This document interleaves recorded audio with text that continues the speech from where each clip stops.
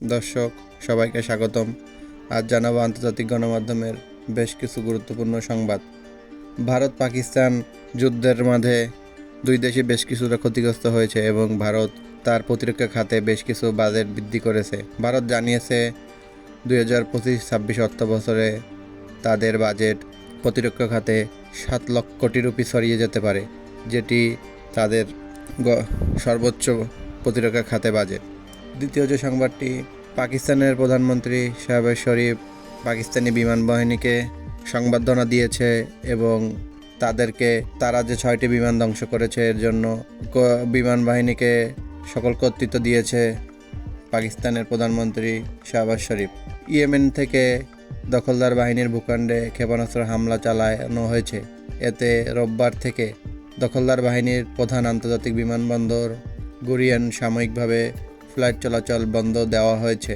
মেক্সিকোর নৌবাহিনীর একটি প্রশিক্ষণ জাহাজ নিউ ইয়র্ক সিটির ব্রুকলিন ব্রিজে ধাক্কা খাওয়ায় অন্তত 22 জন আহত হয়েছে, যার মধ্যে 3 জনের অবস্থা আশঙ্কাজনক। এই তথ্য নিশ্চিত করেছে মেক্সিকোর নৌবাহিনী। দর্শক, নারী ও শিশুসহ কমপক্ষে 40 জন রোহিঙ্গা শরণার্থীকে দিল্লি আটক করে মিয়ানমার সীমানার কাছাকাছি সমুদ্রে ফেলে দিয়েছে ভারতীয় নৌবাহিনী।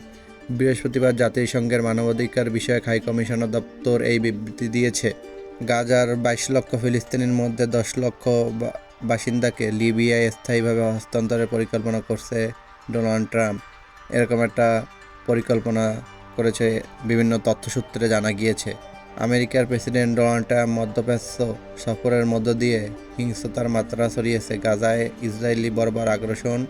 বৃহস্পতিবার ও শুক্রবার 2 দিনে ইসরায়েল সামরিক বাহিনীর হামলায় 200-র বেশি ফিলিস্তিনি নিহত হয়েছে, এমন তথ্য জানিয়েছে আল জাজিরা। দর্শক, এই ছিল আজকের আন্তর্জাতিক গণমাধ্যমের বেশ কিছু গুরুত্বপূর্ণ সংবাদ। আরও নিত্য নতুন তথ্য পেতে চাইলে আমাদের চ্যানেলটি সাবস্ক্রাইব করুন। ধন্যবাদ।